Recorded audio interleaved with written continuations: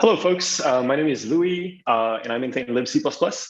And I wanted to take our time today to go over a pretty big change that has happened in Libc++ over the past year. That is the introduction of pre-commit CI. So first, I'm going to go over the current LLVM workflow that most people are probably familiar with. I'm also going to go over a few caveats with that workflow. Then I'm going to talk about what life looks like in a pre-commit CI world, and I'm going to go over some of the benefits that we saw, in Libc++ over the past year. After that, I'm going to give a brief overview of how the actual Libc++ CI setup looks like, so that you folks can get an idea of how to set it up for your own project. And finally, I'm going to glance over the future directions, notably, a potential move to GitHub and things like that. So let's get started. So first, when you want to submit a patch to LLVM, you upload your patch on Phabricator. Phabricator is the review software that we use in LLVM. And so you basically just upload your patch there, and then you get it reviewed with on the website. And once the review is satisfied, you just commit it with straight Git. So everybody's familiar with that, I assume. Now, that's where the interesting part begins, right? So LLVM has these build bots that are basically, it has a bunch of build bots, and they're building main at a fixed interval. And so basically, they will build main, and whenever a build failure happens, they will look at all the people that have commits since the last build, and they will email all these people saying that, hey, there was a build break, can you take a look? And then basically people there are expected to figure out who broke the build and how to fix that.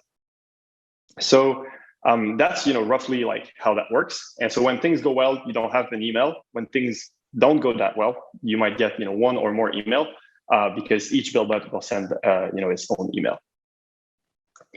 And so the first problem with that is that there's a lot of people that get notified when there's a build break, right? And so in the usual case, it's not going to be your commit that's the problem. And so you just go and you get the email, and then you look at the log, and you're like, oh, that's not even close to being my commit. All right. So then you just ignore it, right? Unfortunately, as a result, sometimes these emails can be overlooked a little bit. And it sort of diminishes the importance of these emails because just, most of them are spam because by definition, you only break, there's too many people on those emails. So the likelihood of your commit being the build breaker is quite little.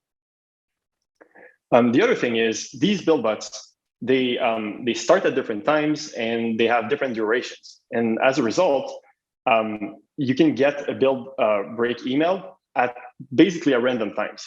And so for instance, in this case here, I received the email around 8 p.m. Around 8 p.m., I was off of work. I was not paying attention probably. And so let's pretend that my commit was the one that broke the build. It wasn't the case in that very specific instance, but let's just assume that. So now there are interesting questions that can be raised. So first of all, can the change be reverted? Because some changes are tiny and they're local and they are easy to revert. But sometimes changes are have wider impact, and they might be even synchronized with commits to other repos or synchronized with downstream changes for vendors. And so it can be pretty tricky to revert changes, and sometimes you can actually cause more harm by reverting a change. And so it's really hard to tell if the person is not around, is this actually safe to revert? The other thing is, if you've determined yes, we are going to revert that, who should do it, right? Because there is a lot of people on the email. And so somebody has to somehow take the lead and go ahead and do it. So that's not always easy to coordinate. And then the last thing is, very often it's better to just wait a little bit, let a few bots be broken for a little bit, and then issue a forward fix, then reverting immediately. It can be the difference between a lot of pain for the person who broke the build initially, and just making things unbreaking things in a reasonable amount of time. So there was always this sort of tension. I've been in that situation pretty often where there's a tension. I'm like, please just give me 30 minutes I'm going to fix the build. I know how to fix it. It's going to be easy. But if you revert it, it's going to be really painful for me. So there's always this tension between the people that are suffering from the build break and the people who are trying to fix it in a way. And so in a world where we have pre-commit CI, things are similar, but a little bit different, really. And so first, you still upload your patch just as you would normally do. Nothing changes here. Then you get it reviewed. However, if you look at the circle there, when you upload a patch, there is automatically a CI build that gets kicked off, right? And so the build starts. And usually it's going to take around like an hour for Libc. It's going to take around an hour to get the results back. And it depends, if there's a lot of builds queued up, it can go way up like to 4 or 5 hours. That's definitely, a point that we should try to improve. But at least for Libc++, the time for getting a change reviewed is usually significantly higher than the time for CI to complete. So it hasn't been such a big problem for us so far. So anyway, you upload your patch, you start getting it reviewed, then you iterate on the patch, until both the reviewers are satisfied, but also the CI is satisfied.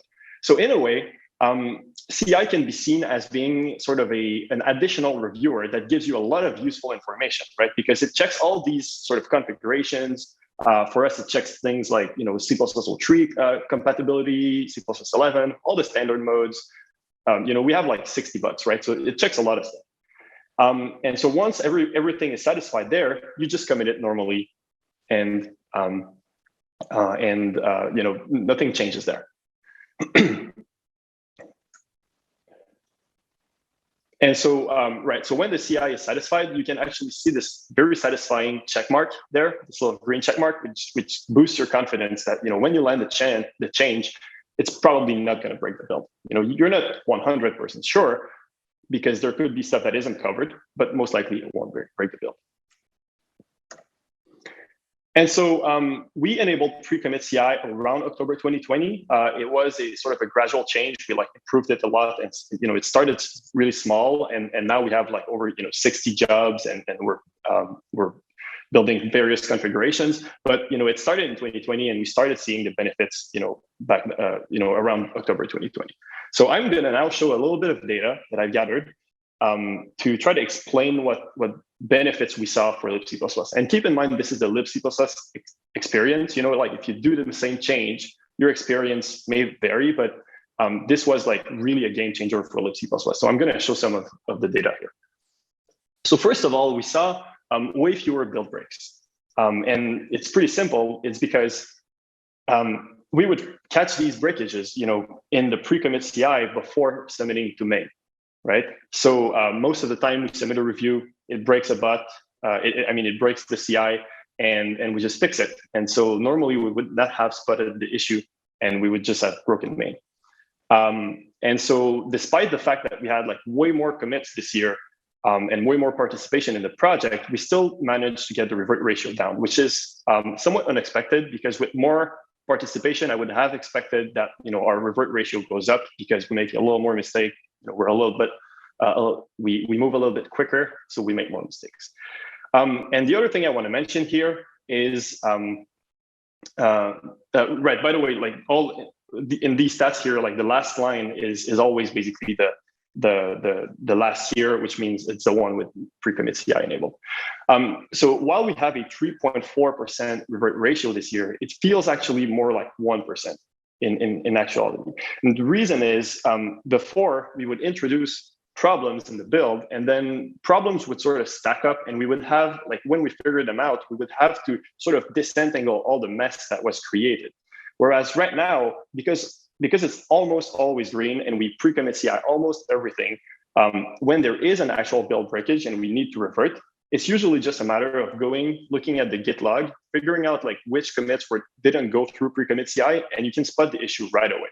And usually it's me doing a change that I thought was going to be really trivial, and then I'm guilty, right? So really it becomes much simpler, and it feels more like 1% of a revert ratio, much more than 3.4%.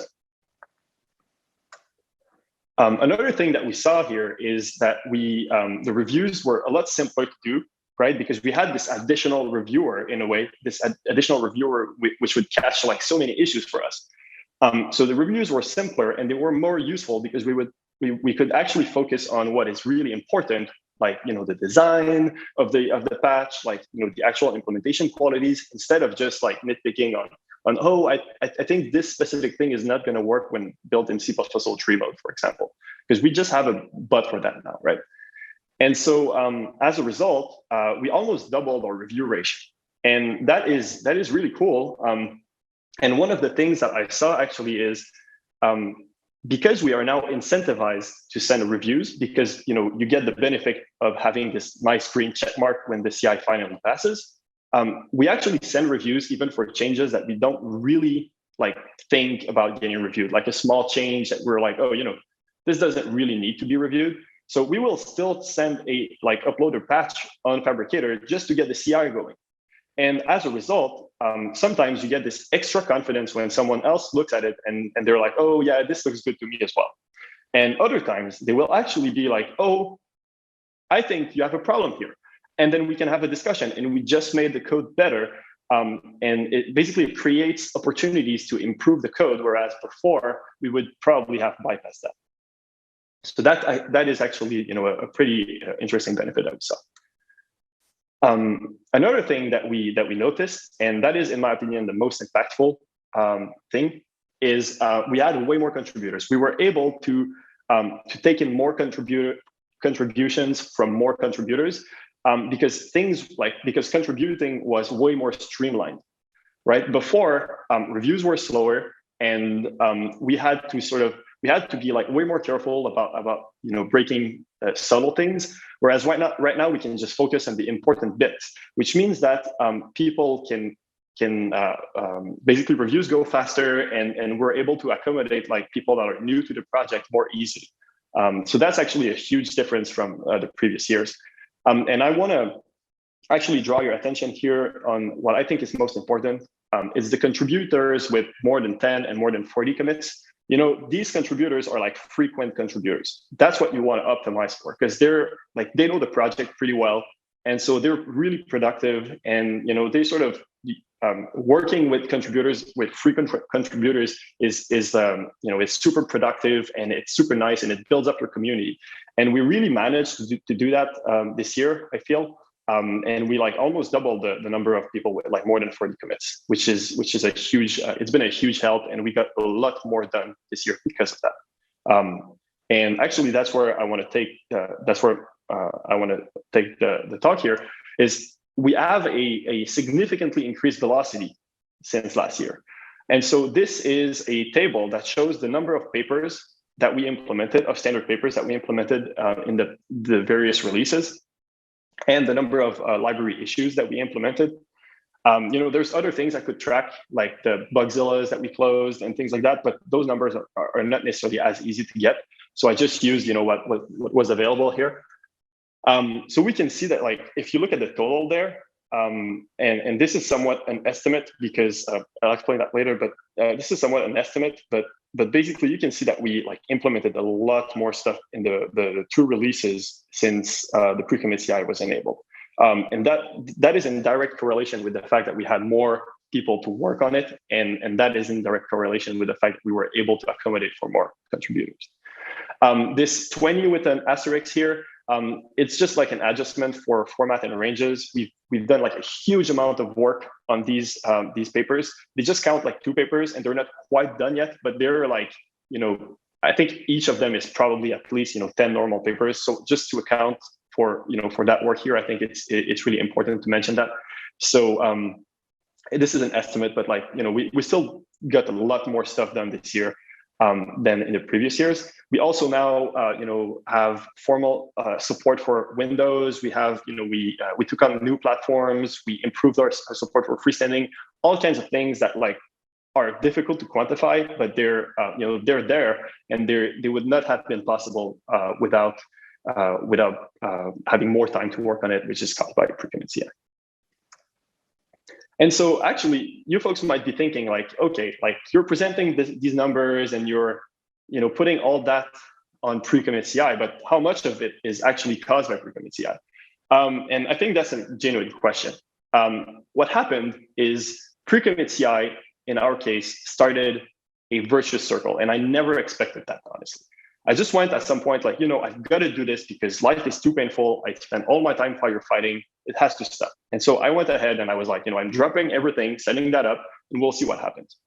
And it turned out that it started an incredible circle where we had fewer breaks, right? Because we would catch them before submitting. And as a result, I wasn't spending all my time firefighting anymore. I could review code, right? I could actually review code and start investing in, as a result, investing in building up a community. Because when you have a really plugged up review pipeline, people don't want to contribute, right? Because it takes months and months and months for you to answer their patches, and they just get disinterested, and then they go work on like the Microsoft STL or something. And this actually happened, right? Like we lost a lot of contributors in the past because we were not sufficiently responsive, and it honestly, like it hurt to see people leave the project because we were not able to be responsive enough. And so with more time to review code, more contributors, got into the community. And then these contributors, they don't only want to work on features. They want to make things better. And so they invest in the infrastructure as well. They improve code quality, they improve code coverage, which means that we have even fewer breaks. And that just starts the flywheel. And honestly, for us, it was really like we removed the 70% of the big thing that was plugging up everything. And then that made it possible for us to sort of start investing in all these things, which made things incredibly better over the last year. And the one thing that is really hard to quantify, but that personally had the biggest impact on my life, and I think certainly on other contributors' lives as well, is as a result, we were more happy.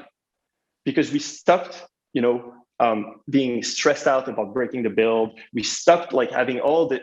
It just sort of lubricated the whole workflow, right? Things were just easier, were just nicer. We could now, like if something broke and it was really really annoying to fix, we would just invest in the infrastructure, make sure it didn't happen again, and we all felt better, about it. Instead of just saying like, oh, we're gonna get bitten by this again in the future. So this was a huge change. All right. So now that we have seen a few of these of the benefits that pre-commit CI brought, I want to go over quickly. I want to go quickly over the specific CI setup that we have in libc++, so people can sort of understand how that works, because it's surprisingly simple. So first, we have a YAML file checked into the libc++ repo that describes basically the patches, the jobs that we run when pre-commit CI gets triggered. So it's pretty simple. And the way we have it set up is that basically this YAML file will call into a script that contains the actual definition for the jobs. So you can also run those locally if you want. And it's super nice because it allows you to reproduce issues on the CI system easily. And so that YAML file is checked in, so it's easy to modify. You can actually add new configurations by just submitting a patch, and it's gonna get tested as it's gonna get tested basically right there in the review. So that's really interesting, and because the barrier is so low, it means that everybody can contribute new new jobs basically. So at this time we're around roughly 60 jobs. It started a little, but now it grew to something interesting. And then we have a build-cat pipeline. So you can actually look at, like all the jobs that have run over time. And the pipeline looks somewhat like this here. So, some jobs have failed, some jobs have succeeded, and some of them are still running. And you can see, like we're generally around like an hour and a half. And, more hardware would definitely solve that issue. And then we have build-cat agents. Those are basically the equivalent of a build but node. So you just get them running, and then they're there waiting for work, and they just report on the build results. And so if you want to set up an agent, it's actually pretty easy. So first you get an agent token from a build-cat admin, and then you install the agent on the node that you want to run it on. And then you just run the agent with the appropriate tags. So what happens is in the YAML file, we will basically say these jobs are to be run on agents that have the following tags. And so you just give your agents the right tags so that they can be targeted by the jobs, and everything just works out of the box. And so let's look at a little bit at the future directions, and especially at some of the improvements we can make. So the first thing that we could do here is enforce CI systematically. Right now, it runs by convention. So people will submit a review, and we know in the runtimes that we're not going to submit something if the CI is red, because we're basically going to break the build and make everybody's life miserable. So we don't do that. But it could be nice to do it systematically. It would just be like this additional level of confidence. The other thing is we could reduce the CI latency, and one way to do that would be if we could leverage free resources for open source projects, perhaps. Definitely reducing the CI latency would be really nice, but I think that's definitely a solvable problem. And so in terms of future directions here, I know there's a big push to migrate to GitHub issues. I know there are some issues with that, but we're probably going to make it work, I assume. And so a further step in the same direction would be to migrate to pull requests. The advantage that would bring is that GitHub has a lot of really good integrations with different CI providers, and so it would open up basically choices for CI providers. Many of them have free free hardware for open source, so that could be helpful on that front. But whether or not we end up doing that doesn't really matter, because the current system works pretty well. At the end of the day, we can still reuse the same core logic for running the CI. It might just be it might just improve the quality of life a little bit, but at the end of the day, these are really just improvements. The current system does work. So that's it for me here. I really hope I was able to give you all, to make you want pre-commit CI, at least for libc++. This was a huge game changer.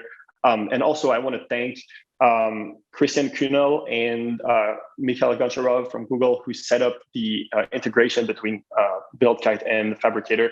Without them, none of this would have been possible. Thank you, folks. Thank you, Louis. That was a fantastic talk. We have a couple questions for you, and if anyone else wants to ask a question, please use the Q&A box. So the first question is, what's the false negative rate? Example, CI tests that fail for reasons unrelated to the change. Right. Pretty close to zero, frankly. So in libc++, we do have a few flaky tests, but those are marked as being flaky. And so we run them, like if they fail, we will run them a couple of times, and usually that's enough, basically. And those are tests around threading and timing things that are really difficult to unflake. So it's really low. Sometimes we can, sometimes there are issues with the nodes themselves. And so the CI job is going to appear to have failed because of a problem with the node. But then again, BuildKite has this feature where they're going to basically restart the job if it fails, if the node itself failed in the process of doing the job. So honestly, it's very low. That's great. We have another question. Can I add a custom CI for an unofficial LLVM target, which is not built by default? Is it the same workflow as the example you showed? Yes. Yeah. So for example, if you have a target that you have your own fancy target, you just basically contact me. I'm going to give you a token. We're going to make sure that the bots are run on, you need to provide the hardware there. And we're going to run it on your hardware. And as soon as things are pretty stable, we're basically going to go and add your platform if you want. We're going to add your platform officially in the documentation. We're going to say that we support it because it's being run in the pre-commit CI. So for us, there's a one-to-one correspondence between supporting something and having it in the pre-commit CI. Another question, are there performance tests run as part of CI? Right. We do run the benchmarks, but we don't do anything with these results. That is definitely, something that we could work on. I agree, it would be really interesting to track that. That's actually a great suggestion, and I'm going to note it down. Next question. How many configurations does libc++ have today? Were they all tested previously? before CI, was there any verification that we did actually support a given configuration? Right. So in the build but times, I think we had like 9 buts or something. Roughly, maybe we had like, maybe we had like 12 or something, but that it's around that. We were testing like the different standard modes, and then we were testing a few things like single threaded configuration and modules. I think that's it. Now we have around 60. So we're testing all the standard modes, we're testing all the sanitizers, we're testing, we have various things related to freestanding where we basically strip down the library. So we test all of those to make sure that it always works. We have the debug mode. We have the bootstrapping build by Peter. We have, we just have a lot of them. And then we now test on like Apple platforms. We test on AIX. Since recently, we test on Windows. So it's just like, it exploded, right? And the reason why it exploded is because it's so easy to add. So people just go like, hey, I want to add my own thing as well, right? And as long as the latency is reasonable, we'll just go and do it. So so there's definitely a lot of things that before we were not testing. And so we used to claim that we supported a lot of stuff. And honestly, all of that was completely broken. And so we, in the past year, pre-commit CI allowed us to both remove legacy configurations that like actually nobody cared about anymore. And also for some of these configurations that people cared about, we promoted them to like real good level of support, where now we run those in the pre-commit CI and we will not break them anymore. So that is actually a significant improvement since, since pre-commit CI.